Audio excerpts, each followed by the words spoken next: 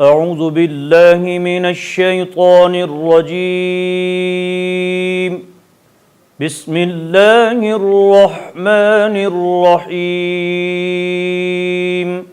والعصر إن الإنسان لفي خسر إلا الذين آمنوا وعملوا الصالحات وتواصوا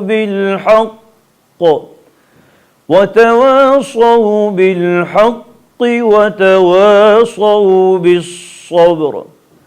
صدق الله العظيم.